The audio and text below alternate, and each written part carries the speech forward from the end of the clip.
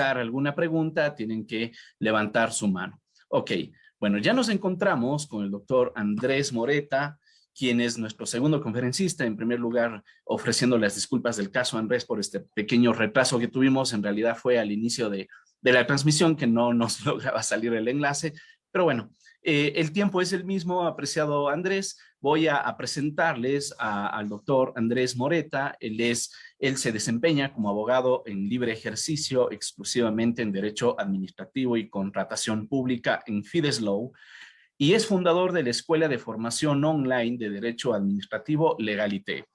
Es abogado por la Pontificia Universidad Católica del Ecuador, especialista en contratación pública por la Universidad Central del Ecuador y actualmente cursa el máster en Derecho Administrativo de la Universidad de Buenos Aires.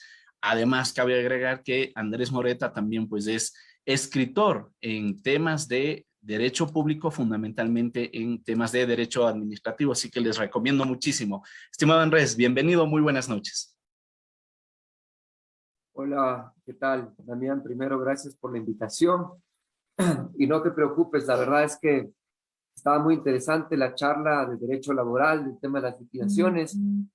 Yo en lo particular, soy de aquellos abogados que no maneja el derecho laboral y pues en realidad he aprendido algunas cosas que eventualmente para salirse de alguna duda siempre están preguntando temas de derecho laboral y al menos puedo dar una primera noción que antes no tenía ninguna.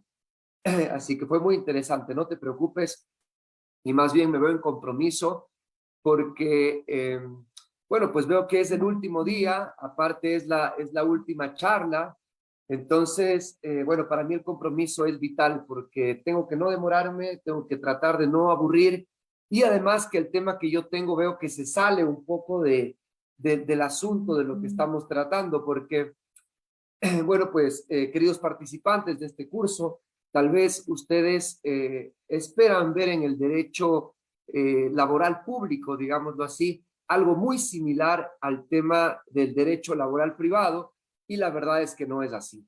Yo quisiera enfocar esta charla que me han puesto a hablar sobre el sumario administrativo, en dar unas ideas generales, por ahí un par de sentencias, pero para ubicarles a ustedes en el asunto, yo primero sí tengo que dividir lo que es el derecho laboral público y el derecho laboral privado, y considero que son cosas bien diferentes.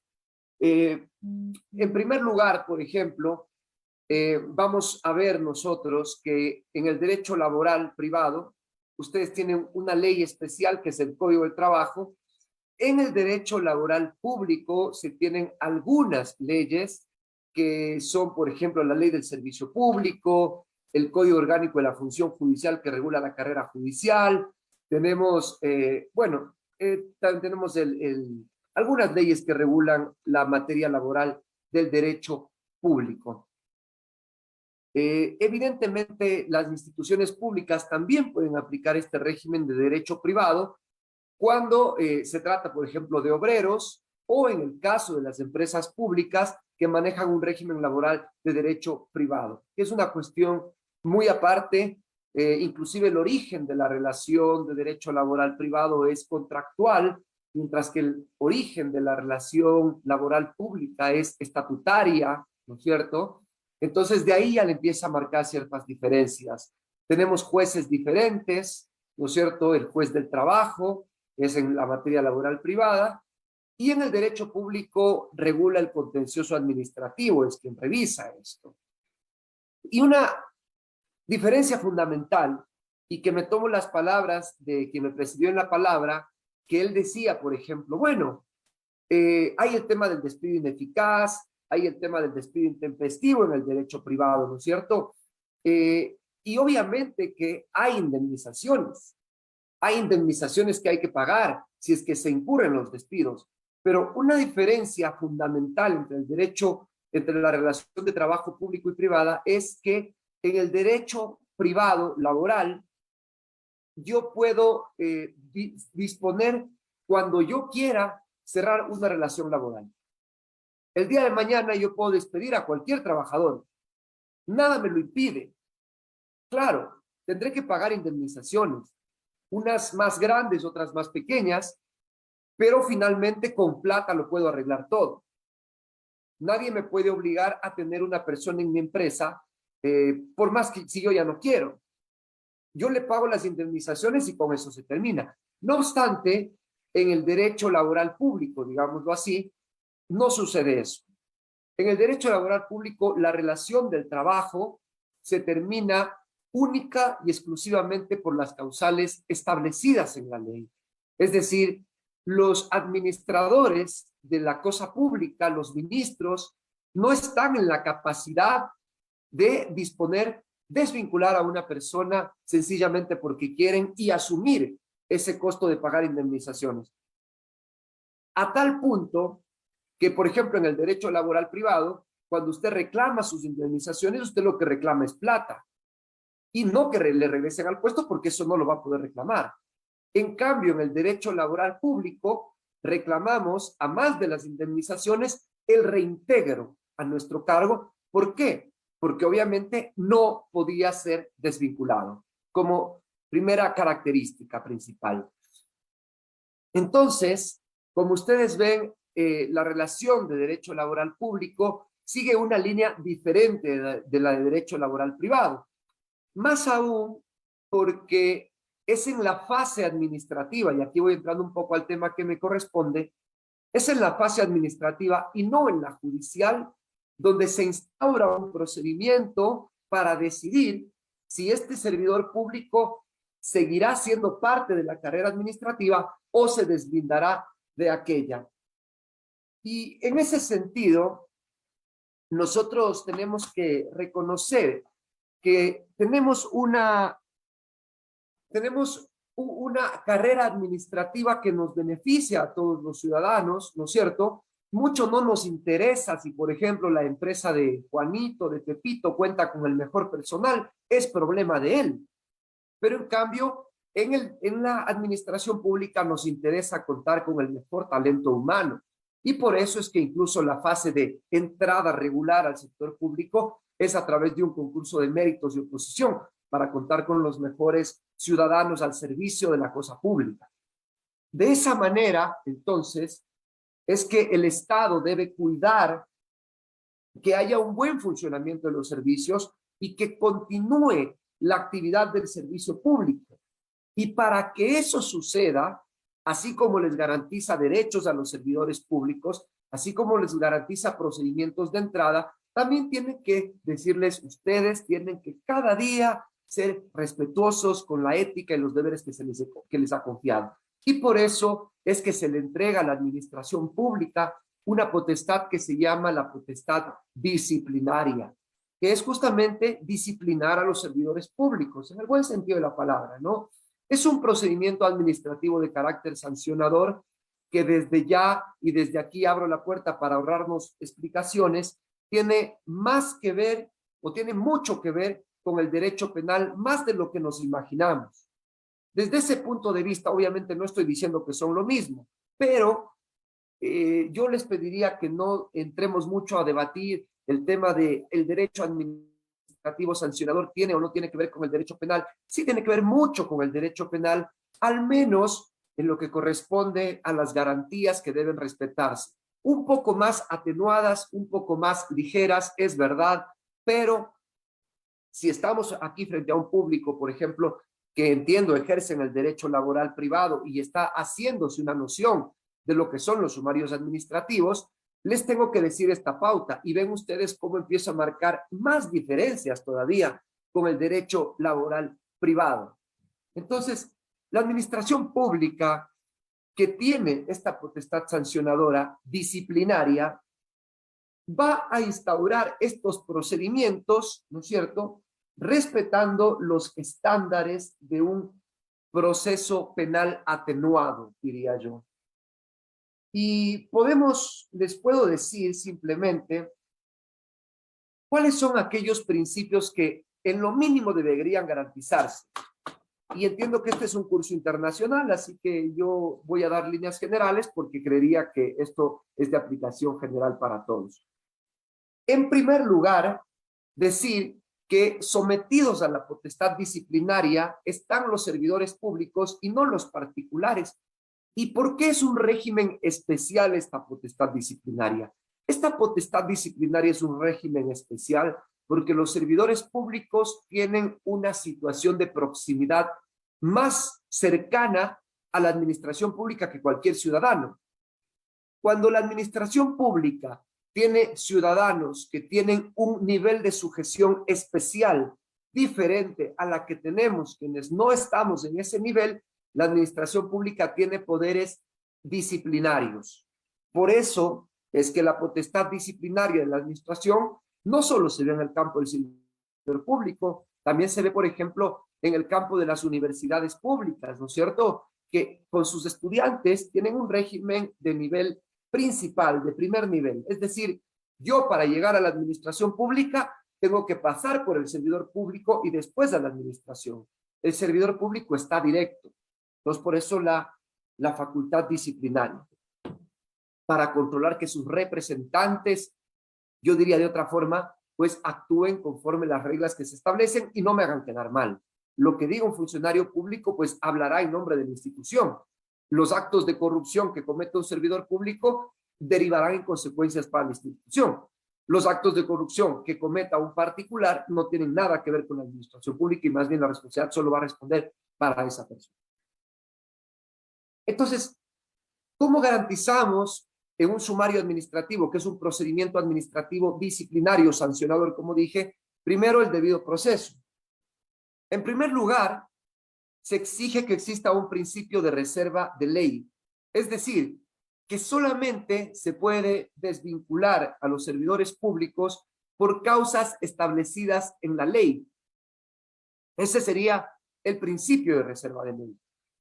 Segundo, el mandato de tipificación, es decir, que esas causas que están establecidas en la ley le den previsibilidad al servidor público de lo que no puede hacer y no sean unas cláusulas ambiguas, unas cláusulas vacías. Si bien se permite el uso de los conceptos jurídicos indeterminados, es decir, que por ejemplo, conceptos que no están totalmente descritos hasta el agotamiento en la norma, pero que obviamente al momento de aplicarlo al caso en concreto, se lo hace desde una interpretación razonable. Tercer principio fundamental que se debe respetar es la prohibición de retroactividad de la ley, ¿no es cierto?, en perjuicio de la persona. Y por último, la prohibición de hacer analogías para perjudicar. Es decir, si por ejemplo lo que está prohibido es es consumir bebidas alcohólicas en el horario de trabajo, usted no puede decir, pero los energizantes también son como bebidas alcohólicas y sancionarle con eso. No lo puede hacer. Tiene que ceñirse a lo que está claramente establecido. De igual forma, nuestra jurisprudencia ha señalado, por ejemplo, tenemos nosotros en el caso, por ejemplo, Eloy Guerrero versus gerente general de Autoridad Portuaria de Manta. Esta es la resolución 644 del 2002 de la Corte Suprema de Justicia. En este caso, lo que se había realizado es atentar contra la estabilidad de un servidor público porque ustedes ven que a veces en los cargos públicos alguien tiene el puesto de jefe de equipo, tiene el puesto de coordinador de esto, pero no son realmente cargos de libre remoción. Y la denominación del puesto no cambia la estabilidad del puesto. Entonces, en este caso, por ejemplo, se regresó a un servidor público porque se dijo que quien era jefe de operaciones no estaba en la lista de los puestos que se consideran de libre nombramiento y remoción y por lo tanto no se lo podía desvincular. Perdón. Un segundo caso que me parece también interesante decir, no es nada llamativo, pero sirve para tenerlo en cuenta, es el tema de que el sumario administrativo es un proceso que se debe sustanciar obligatoriamente cuando la sanción es una amonestación muy grave o va a terminar en destitución. Grave, muy grave, va a terminar en destitución. Existen casos donde al Estado le da por pensar que no debe sustanciar un sumario administrativo, y el caso particular es cuando existe una recomendación de la Contraloría. Han visto que la Contraloría normalmente dice, bueno, pues, este concurso que se hizo estuvo mal hecho y por lo tanto, etc. Y resulta que en el caso Carlos Terán versus Instituto Ecuatoriano de Seguridad Social, había sucedido exactamente aquello que estoy relatando. Y dijo la Corte que encontró como prueba que revisados los archivos del IES, nunca se hizo un sumario administrativo ni audiencia de juzgamiento en contra de Gustavo Terán, sino que solo se tomó la decisión a base de un informe de Contraloría. Y dice la Corte, de su contexto se desprende, y como así consta de autos, que no se cumplió con el sumario administrativo como manda la ley. Y por lo tanto se operó la destitución sin respaldo legal alguno y declaró el retorno. Entonces, es importante hacer el sumario administrativo en los casos que la ley lo exige. Y en los casos que la ley no lo exige, no es necesario. Yo me comprometo con Damián a pasarle estas sentencias que estoy relatando. Por ejemplo, en el caso de la rectora del Colegio 20 de Noviembre, del Colegio 20 de Noviembre, Lina Sichique, ella había impugnado porque dijo, a mí me sancionaron con una infracción leve, pero nunca me hicieron sumario administrativo. Y ahí la Corte le dice que el sumario administrativo es requerido solamente en los casos que establece la ley. No obstante, siempre se debe garantizar el derecho a defenderse de la persona. De una u otra forma, si no sea con sumario, pero se debe garantizar el derecho a defenderse. ¿Sí? Bien.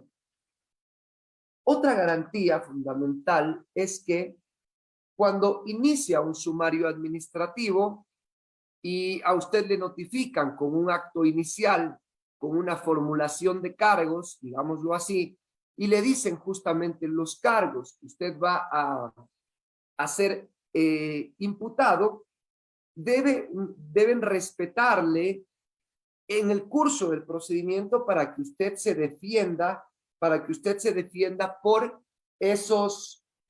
esos cargos, y no le pueden cambiar cargos. Esto obviamente es lógico y puede venir de este fallo de, ¿cómo se llama este fallo de la Corte Interamericana de Derechos Humanos? Fermín Ramírez versus Guatemala, me parece que es, ¿no es cierto? Ustedes conocen el caso del señor que lo estaban acusando en la vía penal, me parece que era por violación, y después lo sentencian por homicidio, y claro, él se defendió de la violación, o si no era al revés, si la memoria no me falla. Eso no se puede hacer, eso está mal. Eso está mal.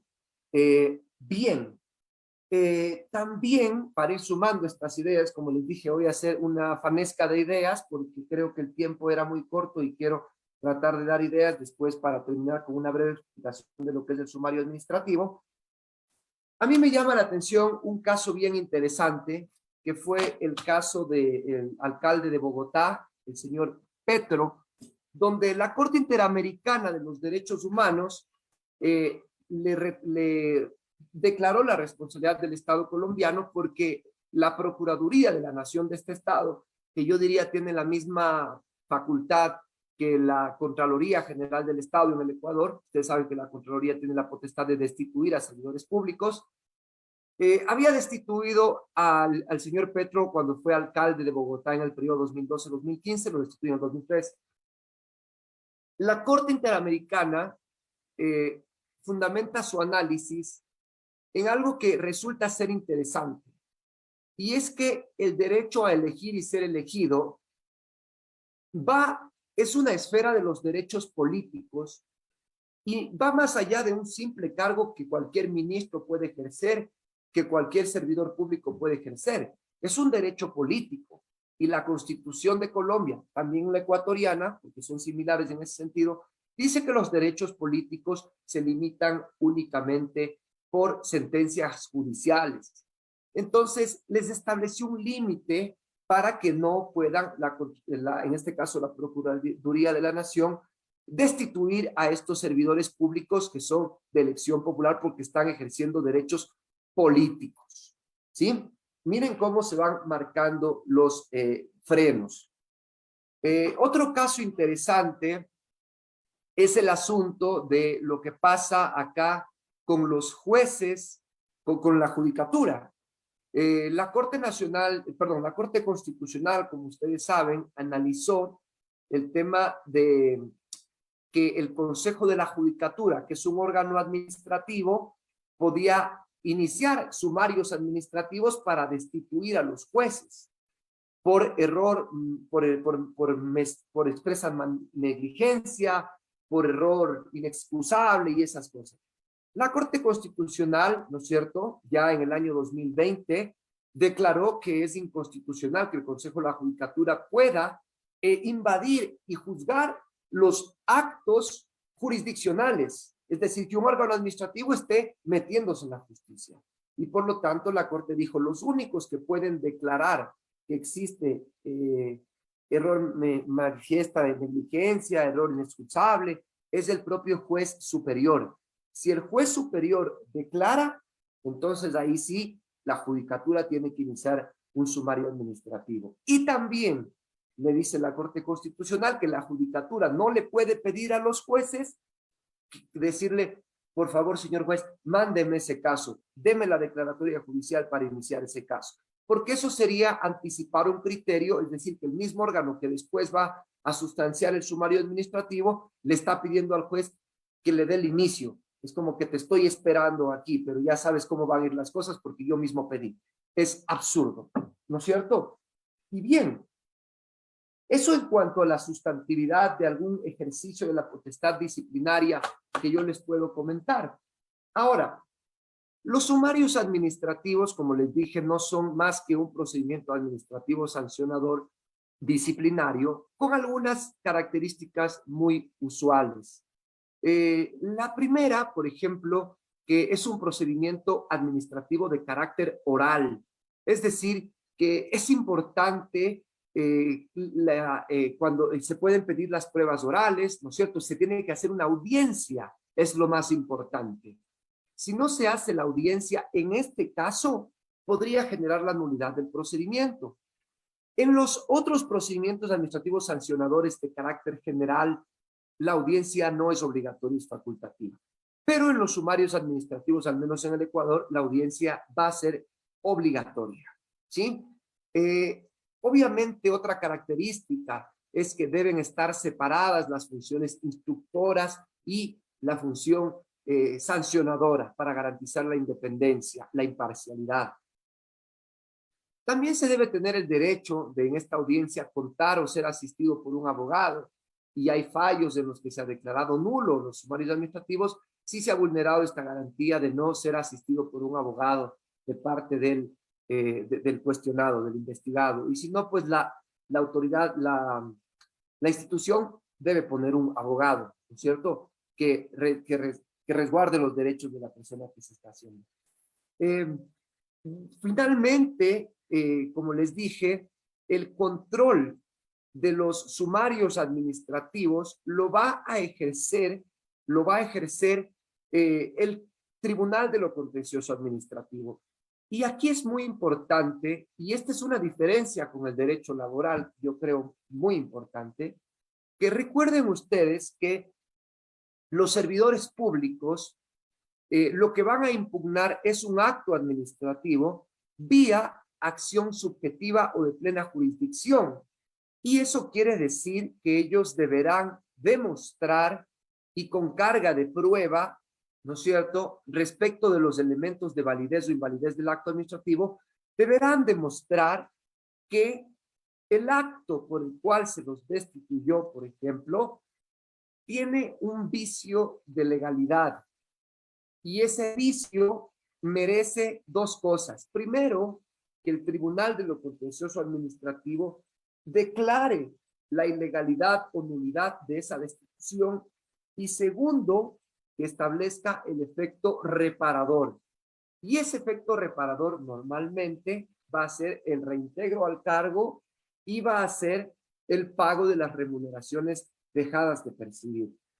Respecto del pago de las remuneraciones dejadas de percibir, solo van a ser procedentes, ¿no es cierto?, cuando se declare la nulidad del acto administrativo y no cuando se declare solamente la ilegalidad. Esto quiere decir que si mi desvinculación contraviene la ley, pero no se enmarca en uno de los vicios que establece, en este caso sería el Código Orgánico Administrativo, artículo 105, que obviamente eso es la norma general, pero se va a tener que adaptar a cada una de las leyes especiales. Por ejemplo, que se haya violentado el procedimiento, se violenta el procedimiento de la COESCOP, se violenta el procedimiento de la LOCEP, se procedimiento del COF, sí, pero eso se encasilla en la primera causal de nulidad, que es contravenir la ley y la Constitución, cuando es violentar el debido proceso. Si los jueces verifican que la causal está dentro de las causales de nulidad absoluta, le ordenará el pago de los sueldos de manera retroactiva. Y si no, entonces solo ordenará su reintegro y no ordenará el pago de los sueldos de manera retroactiva. Debería, porque eso dice la LOCEP, ordenarse el derecho de repetición en contra de la autoridad nominadora que incurrió en este vicio y le obligó al Estado a que pague los sueldos. No obstante, es muy deficiente las declaratorias de repetición. Incluso no estuve al tanto, pero me contaban que ayer en la Asamblea Nacional no ha pasado de comisión el proyecto de repetición, de ley de repetición que planteó el Procurador General del Estado. Es lamentable porque evidentemente deben hacerse responsables los servidores públicos que han tomado decisiones al margen de la ley. Eso es lo que yo les puedo mencionar respecto de los sumarios administrativos. La verdad, para efectos de ya último día, no hacerles muy largo la trama, establecer las diferencias con el derecho privado, y eso es en realidad lo que yo puedo mencionar. Espero haber cubierto algunos puntos interesantes porque el tiempo así me lo permitía. Eso es. Muchas gracias, Damián. Estimado Andrés, muchísimas gracias a ti por tan importante conferencia y por estas precisiones sobre la diferencia entre el derecho laboral público y privado. Vamos a dar la palabra a Marcela Corral, que tiene levantada su mano. Le escuchamos, Marcela, buenas noches. Hola, muy buenas noches. Bueno, tengo tanto gusto poder escucharlos. Llevo hace mucho tiempo intentando hacerlo. La verdad tengo varias preguntas, pero me gustaría concretar en una. Llevo aproximadamente 8 años laborando en una institución pública, específicamente en una universidad. Y bueno, me causa novedad en que la CNESIC, que es uno de los órganos de control de las universidades, de las instituciones de educación superior,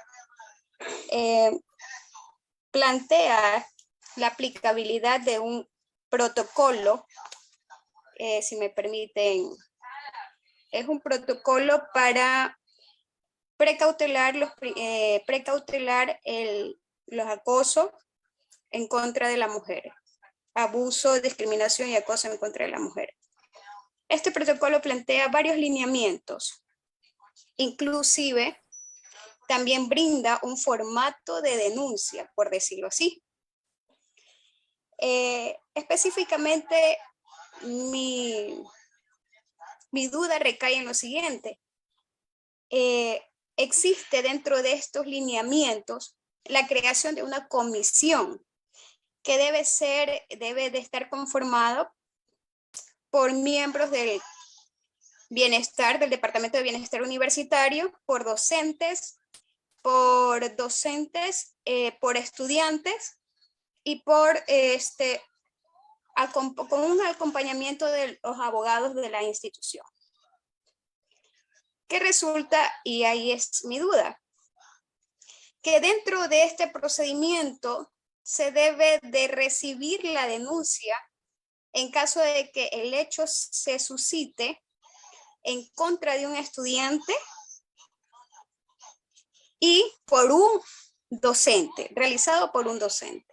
Entonces, mantiene un procedimiento de investigación dentro de la institución, dentro de la universidad, con el objetivo de discernir si hay un tipo de delito o, en su defecto, amerita o no una sanción al docente. Entonces, aquí hay, a mi criterio, hay ciertos tipos de inobservancia, no sé, en cuanto a la aplicabilidad de este protocolo, porque si buscamos la sanción a un profesor, a un docente universitario, por la existencia, por la presunta existencia de un delito, ¿dónde quedan las dos cosas? ¿Dónde queda la revictimización del estudiante? Porque si yo ya recibo una denuncia por parte de esta comisión, nuevamente al poder evidenciar que existe un delito, tengo que presentarme también, tengo que presentarme ante la fiscalía. Y nuevamente con el informe de esta comisión tengo que acercarme a la fiscalía y poner la denuncia como estudiante. Por otro lado, existe también que el docente tiene que ser sancionado internamente por la universidad y a su vez también por los entes judiciales. Entonces, ¿de qué forma manejaría aquí el procedimiento sancionador en contra del docente universitario? Y qué tan viable tendría que ser la aplicabilidad de este protocolo, porque me está dando dos aspectos, tanto la sanción en contra del docente por un presunto delito de acoso, el cual, a mi criterio, una comisión de carácter administrativo no tendría la facultad de poder determinar si existe o no aquello, para poder inclusive sancionar al docente. No tendría esta característica, la facultad más que todo. Andrés, yo le agradezco, yo lo sigo a usted y me gustaría que por favor, bueno, una de las tantas preguntas que tengo, porque aparte de eso también presto mis servicios en una empresa pública y mis dudas también radican en la aplicabilidad del régimen laboral en las empresas públicas, Oye, que también han tenido muchos eventos especiales. Esa es mi pregunta y muchas gracias a todos. Gracias, Marcela. Gracias, Marcela. Bueno, la voy a contestar brevemente. A ver, voy a aprovechar su pregunta para decir algunas cosas que me parecen interesantes. Primero, el carácter reglamentario en los procedimientos disciplinarios o sancionadores es válido siempre y cuando, por ejemplo, se vale para procedimientos. ¿Sí? Sí se vale reglamentar procedimientos o normas de organización interna. Lo que no se vale es reglamentar nuevas infracciones que no están en la ley. Entonces, en cuanto al tema formal, diría que el protocolo, este reglamento, está bien. En cuanto a lo material del reglamento, no me parece mal tampoco porque, de lo que entendí, se conforma una comisión para investigar, lo cual me parece bien, porque de esa manera hacemos un procedimiento previo que no es de carácter invasivo, que no es un procedimiento formal instaurado, sino una investigación preliminar para ver si existe mérito de ir a poner la denuncia en fiscalía y de dar paso al sumario disciplinario, al sumario administrativo, lo cual me parece mejor. Yo sé que es más trabajo para la universidad, pero al fin de cuentas es más garantías de derechos para el docente que va a resultar imputado y para la víctima que ha sido el estudiante. Finalmente, respecto de un doble juzgamiento, exactamente en los procedimientos disciplinarios se permite la sanción disciplinaria y la sanción penal, los dos por el mismo hecho, sin que esto constituya violación al principio non bis in idem, por la única y exclusiva razón que, digamos, en un caso de cohecho de un servidor público, es decir, soborno, que es una falta disciplinaria y también es un delito penal, el delito lo juzgan en carácter de persona natural, de persona normal. Sí, la condición de servidor público es la circunstancia que le puso para cometer ese delito, pero el cohecho necesita dos y también va a ser condenado en particular, ¿no es cierto? Entonces, no es que solo por la condición de ser servidor público cometió ese delito. Y, en cambio, el cohecho a nivel de carácter disciplinario sí se comete solamente por ser servidor público. Entonces, la explicación es que no estoy hablando de la misma persona, porque estoy hablando, si bien de Juan Pérez, solo una persona, pero esa tiene dos calidades. Una, sujeción general como ciudadano como para cometer el delito y sujeción especial como servidor público para cometer la infracción disciplinaria. Y respecto del tema de, para contestar brevemente nada más, las empresas públicas tienen un régimen laboral de derecho privado. Entonces, esa es una excepción entre, no estoy diciendo que las empresas públicas sean de derecho privado únicamente, nuestra Constitución es otra cosa, pero su régimen laboral sí es de derecho privado.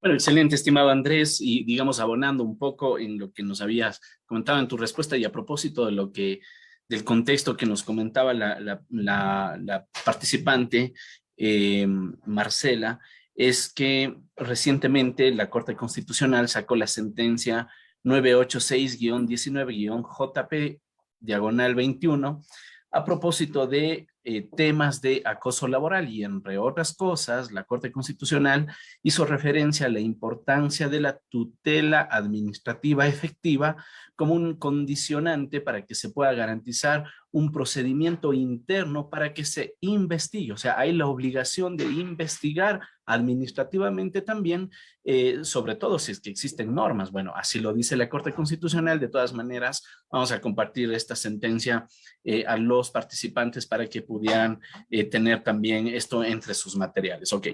Rolly Llanos nos dice, buenas noches, ¿qué sucede si la institución policial tiene su propia ley como el COESCOP, donde está establecido el término de 5 días para interponer una apelación sobre un sumario administrativo sancionador sobre una falta grave? Asimismo, este código señala que hay el término de 11 días para resolver por parte del Ministerio de Gobierno, pero el ministerio resuelve todo en base a los términos del COA. Es decir, se pasan del tiempo establecido por el COESCOP. ¿Qué sucede en esos casos aparte que ratifican la sanción? Bien.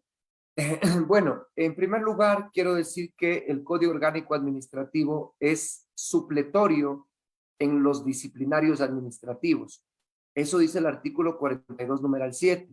Dice, este código regirá en los procedimientos disciplinarios que no tengan normas especiales. Y también y tampoco rige en materia de recursos para los disciplinarios, porque también tienen sus propias normativas de recursos. Entonces, en la primera pregunta, hay que respetar los 5 días que se tienen para impugnar y no me sujeto a los 10 del Código Administrativo. La segunda pregunta, hay dos supuestos. Entiendo que, como habla de la policía, entiendo que no se está refiriendo a la respuesta que da el órgano que le sanciona, sino en el recurso de apelación, porque habla del Ministerio de Gobierno, que es ante quien se estaría apelando estas decisiones. En el caso de pasarse el tiempo para el Ministerio de Gobierno, del recurso de apelación, perdón, desde mi punto de vista, no se produce más efecto que la responsabilidad disciplinaria del servidor público que se atrasó. Es decir, usted podría ponerle una denuncia al servidor público por no responder a tiempo, pero en cuanto a la validez del acto administrativo de apelación, que se pasa el tiempo, no va a pasar, yo creo, nada. ¿Por qué? Voy a explicar esto brevemente. Una causal de nulidad del acto administrativo es expedir el acto fuera del tiempo para resolver, siempre que fuera gravoso para el interesado. Si en la primera instancia me paso del tiempo, es claramente que ahí sí el acto va a ser nulo, porque me pasé del tiempo y el acto está agravando mi situación. Pero si yo ya tengo una sanción y pongo recurso de apelación, El segundo acto no me va a agravar la situación. Lo que hace es ratificar. Entonces, el acto no termina siendo gravoso, sino que es el primero, el acto gravoso, y este a lo sumo lo ratifica. Entonces, ese es, entre otros, un motivo para decir que en la apelación no opera este tema de la pérdida de la competencia y la consecuencia del acto administrativo que se declara en él. Ok, Diego Mauricio Ruiz nos dice, si bien es cierto, la norma no requiere un procedimiento o un sumario administrativo cuando se trata de una falta leve, ¿se puede recurrir con una apelación? Sí, se puede recurrir con una apelación porque, bueno, depende, ¿no?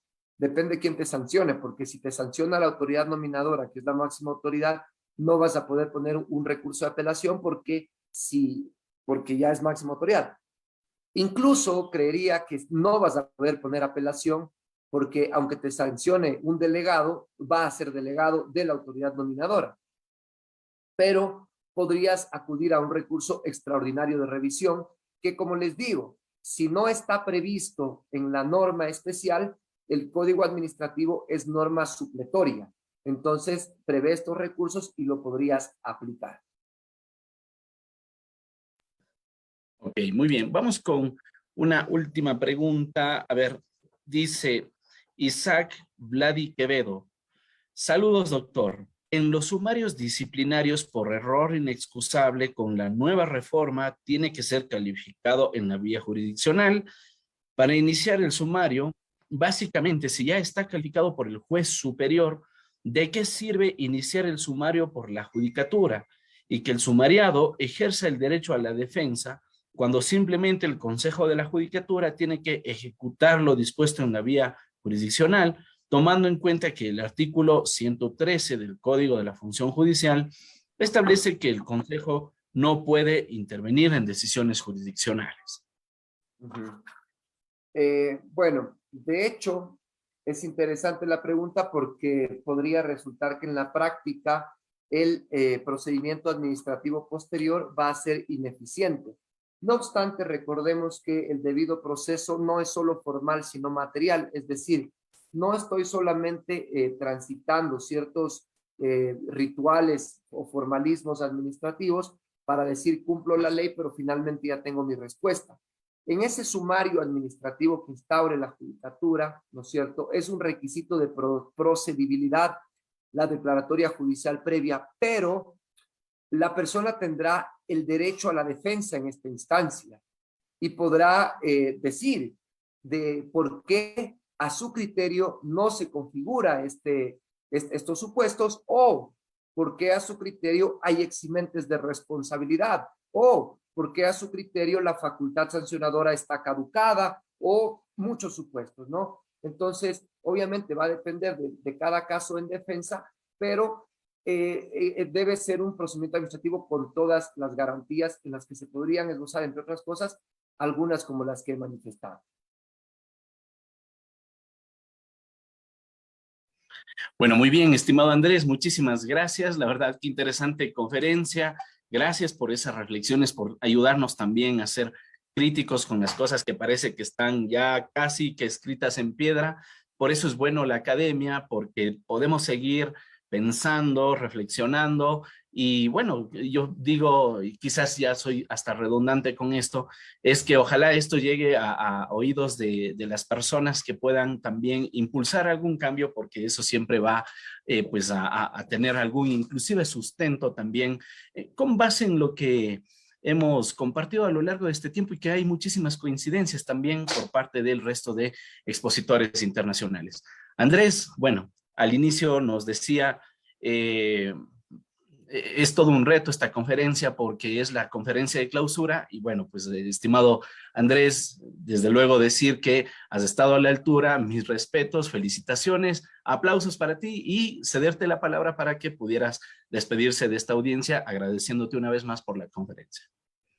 Gracias a ti, Damián, principalmente, y gracias a todos los que están conectados en este viernes a las 7 de la noche, terminando 8 de la noche. Realmente ratifico las palabras de quien me antecedió en la palabra. Ese es el compromiso y él dijo que esto demuestra que quieren ser mejores abogados. yo en mi campo digo, esto demuestra que ustedes quieren o ser mejores servidores públicos o ejercer mejor defensa ante la administración pública para hacer un Estado más honesto y más justo. Entonces, te felicito a ti principalmente, Damián, porque otra vez has hecho un evento que ha sido muy grande y digno de admirar. Gracias por todo. Muchísimas gracias, estimado Andrés, igualmente por tus generosas palabras y por tu brillante participación.